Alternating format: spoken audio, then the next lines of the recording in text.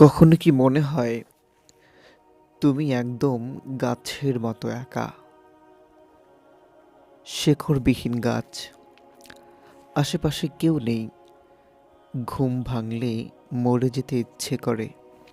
রাত হলেই বালিশ ভিজে যায় বেহায়া পানিতে। একজোড়া হাত চাই ভীষণ মন খারাপের দিনে, যে হাত দুটো ভরসা জোগাবে, কপালে হাত রেখে তাপমাত্রা মাপবে। ক্লান্ত শ্রান্ত হয়ে ঘরে ফিরলে ওই হাত দুটো এলোমেলো করে দেবে তোমার হালকা বাদামি চুল। এসব ভেবেই কাটিয়ে দিয়েছে কত নির্ঘুম রাত, কত ঘরমাক্ত দুপুর, কত ভেজা বিকেল। ভার্সিটির বারান্দায় এলোচলে দাঁড়িয়ে থাকা কোনো এক মায়াবতীকে দেখে, কিংবা রূপা বা তিতলির মতো কোনো প্রেমিকাকে ভেবে তুমি বারবার উদাস হও, আবার মরে যেতে ইচ্ছে করে, আবার বালিশ ভেজাও বেহায়া পানিতে।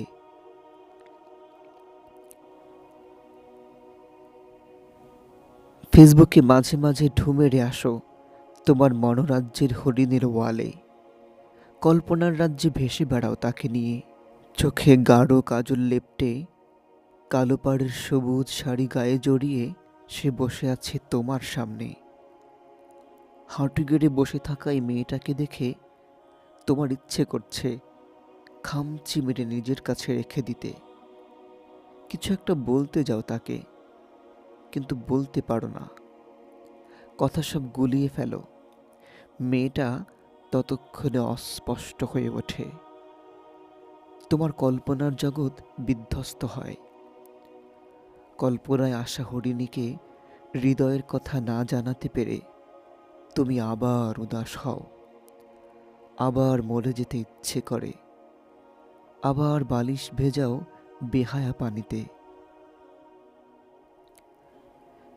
ভাই আমার, এভাবে আর কতবার উদাস হবে, কতটা বালিশ ভেজাবে রাতের পর রাত। নিজেকে কেন এত ফেল না করে তুলছ? এটাই কি তোমার উদ্দেশ্য? তুমি অনেক দামি বোকা ভাই আমার। তোমার জন্য এসব নীল বেদনা না, মায়াবতীর চোখে কিংবা রূপার নীল শাড়িতে প্রকৃত সুখ না। প্রকৃত সুখ তোমার রবের দাসত্বে, যিনি তোমাকে তোমার প্রাপ্যটাই দেবেন।